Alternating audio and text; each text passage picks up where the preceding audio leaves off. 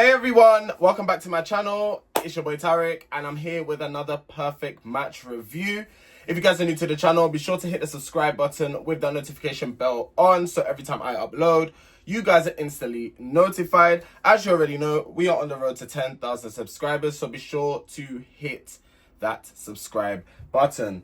We are on episode 2 of Perfect Match, and just a little pointer, if you are ahead, please do not spoil it, because as you know, Netflix releases a few episodes at a time and more will get released on August 8th. So please, I ask kindly, do not put any spoilers in the comment section. I'm doing these reviews daily. So tomorrow, I'm going to do episode 3 and then so on and so forth. Luckily, I don't work on Mondays anymore, so I have time to kind of watch, review, and then I could do the Love Island final tomorrow. Anyway, without further ado, let's get into episode 2. So the episode starts off with Juliet going on her dates with Carrington. He says that he's a self-aware douchebag, so that already gives me the signs that he's a red flag and that he's not a good guy like that. From time you can, at least you're self-aware, so I can give you kudos to at least you're aware to the fact that you know you're a D-head. But with that being said, it's like, fix your ways, innit? Actually, fix your ways. He says he's gonna love bomb the hell out of these girls. Girls, run away from this man. I can already tell. I didn't watch his season on Love Island USA because I'm guessing that's where he was on Love Island USA. But if anybody watched his season, let me know how he was on Love Island USA, please. Because it's giving this man's a player. What do you mean you're gonna love bomb the girls? Like, I'll tell you, these men come hungry. They come like they've never got with any woman in the world. Like, it just is desperate. That's what it gives. Their date is surfing. Carrington was born in Germany and he went in for the kiss, but I noticed he didn't ask. So that's what I was mentioning in yesterday's review. How come some of them asked, but someone did comment and say due to how sometimes, you know, the men will go in for the kisses, it can make some of the women feel uncomfortable, so that's why they ask first to make sure that it's okay, which is actually an understandable factor. Then we see Madison and Freddie have their date. Freddie says that he's not the most confident person when it comes to dating, and as I can see as they're on their dates, that them two just have a natural vibe with each other. The chemistry's there, everything is flowing. Nothing really much more to say regarding those two. Carrington and Juliet enter the villa. Madison and Freddie also enter afterwards. And then Nick, the host, enters. Cody said he hopes that Madison finds his perfect match because she's not his. Which is fair enough. But I feel like you made the mistake. I understand people can say when they found the one, they found the one. But I feel like on the first day, you made your mistake by saying all these things like you're locked in with Madison, this, that, and the third.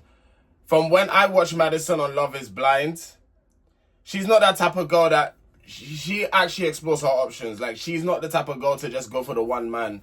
I know this from Love is Blind. Like, I recently just watched her season. So, yeah, Cody, you just have to hold the L, unfortunately. It's one of those ones, you know. But, yeah, you will find someone eventually. But, yeah, Madison isn't your match. The women hold the power tonight as they get to decide who they match up with. Juliet says that she's feeling indecisive and she wants to get to know Cody.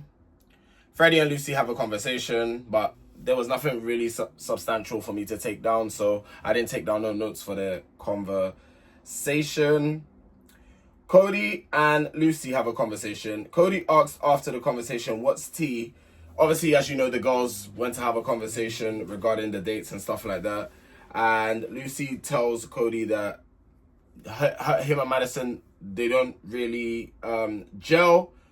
None of the other girls see him badly, basically. But between him and Madison, you guys just don't gel. I think it's a thing where it's not that they don't gel. Madison's not feeling Cody like that.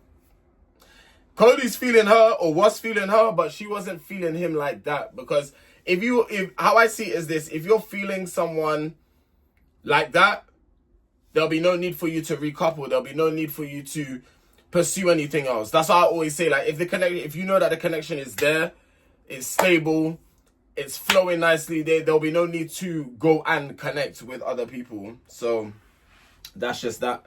Juliet and Cody have a conversation. And Juliet asked him, what do you like to do in your spare time?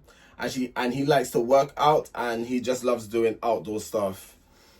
AD and Ollie have a conversation, and Ollie thought he will come in as a Jack the Lad, so like kind of come in, get to know all the women, stuff like that. But he was literally tunnel vision for AD. The minute he saw her, he went for her, and that's what I mean. When you know what you want, you know what you want. He saw AD. He hasn't even up to now. I know we're early on the second episode, but he hasn't entertained, or I haven't seen him entertaining any other woman as a matter of that fact. So yeah, they ended up matching.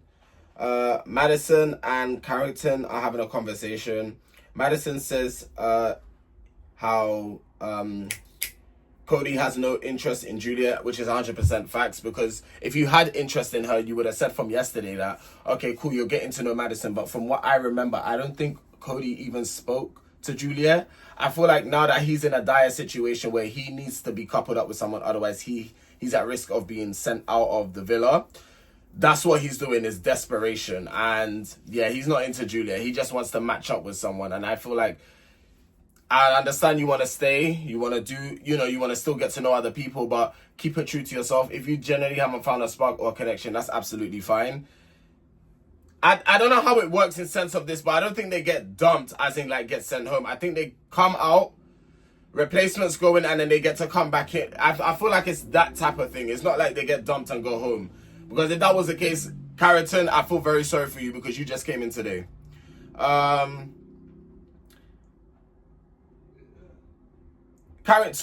Carrington and Sandy have a conversation, and Sandy has a vibe with Louis, but they are very much open to getting to know other people. Carrington says, don't you think dating from someone from the UK will be a waste of time? Again, that's another factor. Guys, my skin's really itching me. I'm so sorry. I'm getting like these, I don't know what they're called, but like I recently had, I've taken some medication, right? And I feel like I've had an allergic reaction to the medication. Like I'm getting like these small bumps on my skin, as if like a mosquito has bit you. I think it's hives. So it's like small bumps that you get on your skin that like it's like a mosquito has bitten you, or a bug has bitten you, and it's just making my skin so itchy. Yeah, so I believe that's what that is. I had an allergic reaction to the medication, and now I'm suffering because of it. But it's okay. Hopefully it will die down soon. If not, I'm gonna have to go to the GP and get some medication or something to kind of ease this off, because it's really irritating. But yeah, actually, let me turn on my fan. I'm starting to get hot, but I don't know who told me to wear this jumper like this. But then again, outside is not even hot like that, to be honest with you. Sandy says that she wants to see the more serious, mature side of Louis. Louis gives me very immature vibes. I don't trust him as far as I could throw him. He gives player. That boy is not serious to me. That's the first impression I got of him from yesterday's episode. So yeah, Sandy, if you're looking to see the more mature side of Louis, I'm not saying he doesn't have a mature side, but it's how often that mature side will come out is the question that you really need to ask yourself. Carrington and Juliet end up having a conversation. Carrington wants to get to know Juliet more. Juliet doesn't disagree, but she needs a moment to think about it. And I'm like, Carrington, you're starting to come across desperate. When a lady says that she needs some time, give her the space and time to think. Don't apply more pressure. Okay? It was given. I understand I understand that it's also, as much as it is to find your perfect match, it's also a competition at the same time as well. People do want to win that grand prize. I think from what I remember, the prize is an all-paid expense trip to anywhere of their choice. So, child, who wouldn't want to win that? You understand? Who actually wouldn't want to win that? But yeah, you don't want to be too desperate. Like at the same time, you make your move, you say what you need to say. If she needs to think, give her time to think. Some girls like the pressure. Some girls like, okay, I told him to give me, but me personally, I'm not a fan of. Nah, to me it's nah. If I tell you give me some space, I want some space. Sandy tells Louis about the chat that she had with Carrington. Louis is very unserious from what he said in his confessional. The man just gives unserious vibes. Like, yeah, sorry, I'm not a fan of Louis personally. If that hasn't been obvious enough, well, now you guys know I'm just not a fan of this guy. He tells her that he was quite nervous after she was talking to Carrington, and he was saying basically, oh, it's a good sign that I'm nervous. Sandy, don't trust him. I'm sorry, but I feel like he's just saying these things so he can have a match and stay secure. I think he just sees like the sexual side of Sandy. He's not seeing Sandy for Sandy. That's the interpretation I get from Louis. Sorry, like Louis really gives me player vibes. He gives it from the stuff he's saying, from how he talks, from just, yeah, he gives player. That's just what that is. Lucy and Daniel end up matching. Freddie and Madison match, and Madison said in her confession that Cody discussed her. Ciao. The tea's starting to get hot. Cody says to Juliet that Carrington won't be able to match her energy. And Cody, when he was speaking to Juliet, how could Cody say to Juliet, right, that he could wake up smiling with his thing out? You see, when I tell you men get carried away and they take things too far, you got a bit too comfortable there, because you've only known these people for what, 2 days, and you're already saying stuff like, oh, I feel like with you, like that's so mad. Imagine saying that to a lady. I feel like with you, I could just sleep naked and wake up next to you with my thing hanging out. Like, guys, can we actually imagine like the verbiage just that came out of his mouth when he said that? You're looking at Julia and you think, okay, cool, I could just be free, and you take it easy, take some time. You don't just come out like that and say these things, like, especially when you haven't known the person that long, and especially when you're getting to know someone on a level. You don't come out with sexual stuff like that. Like, it's just not a thing. Women that don't have class will accept that. Women that have class won't accept that type of shit. Juliet says that she is smelling the desperation seeping through his skin, but she likes it. Anyway, that's her. But me, I've already said, me personally, I don't like a man that's desperate. I don't like a man that comes off beggish. That to me is scary behavior, because it shows that you don't have options. It shows that you're being rejected by other people, and you keep trying to come back to the same person again and again and again and again. It's a lot of negativity more than positivity, why you keep running back and keep trying to beg with someone. If someone tells you they want to be left alone, you have to respect them. But a lot of men in particular don't understand that. Juliet and Clayton have a conversation, and she feels that they are growing. She doesn't feel like there is a fun, giddy side to Clayton. I don't get that side from Clayton either. I can't lie. Clayton seems like a very serious, talk on a deep level type of guy, which is not bad, but for some people, it's bad because they lack a balance. They don't just like the serious stuff all the time. They like to kiki. They like to have a laugh. They like to have a joke, and Clayton just doesn't. He's too serious all the time. Carrington and Cody, as they didn't match up with anyone, end up leaving the villa. Then it is the challenge. The challenge is known as You Like What? So there's 2 separate rounds where the girls and the boys have their turns, and there's various questions that get asked, and the boys and the girls have answered. And basically, it's trying to guess whose answer is who. Or it's not even trying to guess. You say which answer you like, and then the boys and the girls stand under the answer which they said. So yeah, I started writing down some of the questions, but I didn't finish because it's a bit long. I'll be so real with you. So the first one was, what sentence would you say to make them fall in love with you? Then the next one was what would you nickname your private parts? We had Wet Dream, Subway, Hammerhead, Safe and Secure. Sandy picked Wet Dream. Madison picked Wet Dream. AD. Julia wasn't impressed with Clayton's answer, which was Safe and Secure. She's basically like, you're so boring. Like, come on, give me something fun. Like, Safe and Secure. Them two are not a match. Like, them two are actually not compatible. They're not. And that's fine. But they need to be honest with each other now. Juliet, you can't expect a man to change for you, you know. Vice versa. Clayton, you can't expect a woman to change for you. Like, it's the same way. And I feel like Juliet wants this side out of Clayton, which you're not drawing that side out of him. I always say the right people will draw out the right sides of you, you know. She clearly doesn't bring out the fun, goofy side of him, and you can't kind of force him to have that when it's not there, otherwise it's not natural. So them two is actually okay. They're not compatible for each other, and that's absolutely fine. What animal would you use to describe yourself in bed, and why? What is the boldest move to get someone's attention? Like I said, I didn't write all the answers down because it's quite long. They end up swapping. Louis says he'd rather ejaculate on a full stomach, as he picked some dinner than a BJ afterwards. Lucy's one was a vibrating butt plug. Lucy really doesn't give freaky type of vibes, but like I said, you really don't know people. But you look at her and you think, oh, she's like a sweet, innocent girl. But really and truly, you don't. Vibrating butt plug. She is anybody match my freak? Is anybody gonna match my freak? Anybody gonna match my nasty? That's what Lucy like. That's actually what Lucy's giving. Nick will go down the line and say who each person resonated with the most. So for Daniel and Lucy, it was Sandy and Freddie. Daniel ended up getting Sandy, and Lucy ended up getting Freddie the most. For Clayton and Juliet, Clayton ended up getting Sandy, and Juliet ended up getting Freddie.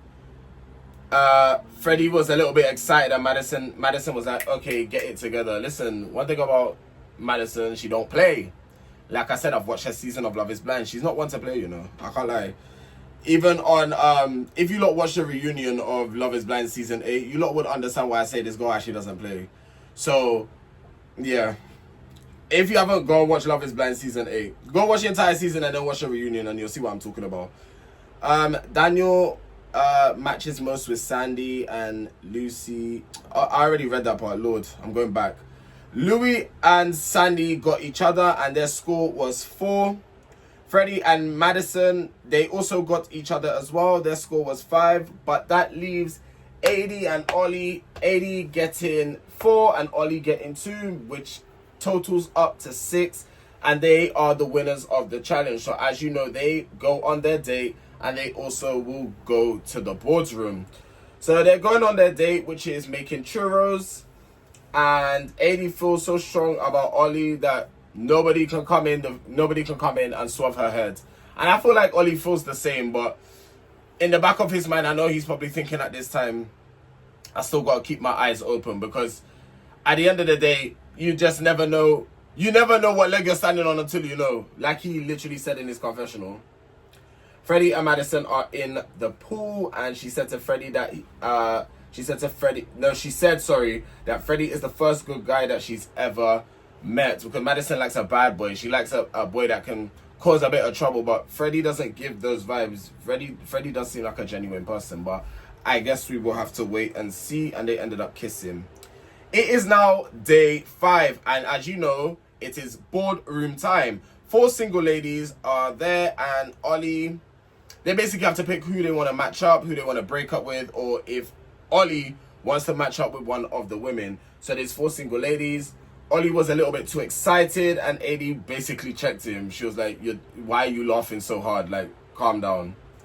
So they realized to themselves that Clayton and Juliet are not working. Adi knows Hannah from watching her show, and she says that she will use the men to get whatever she wants. This is giving a bit of drama. This is actually giving... I feel like these next few episodes now will start to give drama, because people obviously will know people from their shows. People would have history with one another, and it's giving drama, and I'm all here for it. I'm actually here for it because that's what we want. On a reality TV show like this one, we love the drama, we love the chaos, but not like Love Island. So please, not like Love Island this season where you lot putting me through misery. Not that type of where my mental health is actually at stake. Yeah. They then bring up Freddie. They bring Freddie up and put him with Rachel. They lock Freddie and Rachel in. So they bring Daniel and QT.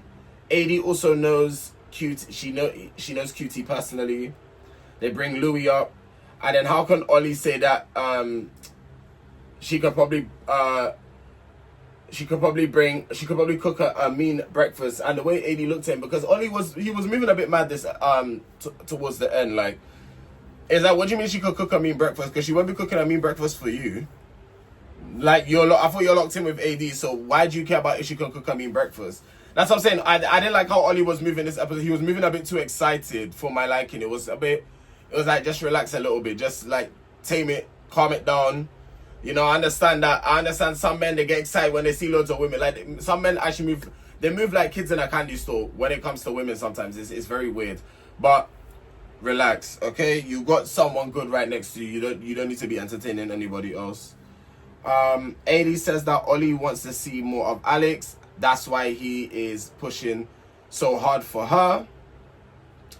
Ollie said that it's getting really hot in here, and AD started to get pissed off with him because at this point, boy, like, actually behave. Like, you're a grown man. Actually relax, calm down. It's not that serious. Like, if you want to, if that's how you truly feel, then be open and honest. But don't be beating around the bush and trying to act like a fool. Like, please, calm down. AD didn't want Alex coming in to say that Ollie is his type, and then it kind of like puts a hemorrhage. I don't even know if that's a word, child. But they put like a hemorrhage in their kind of situation, and AD doesn't want that. So yeah, they did not put Alex down.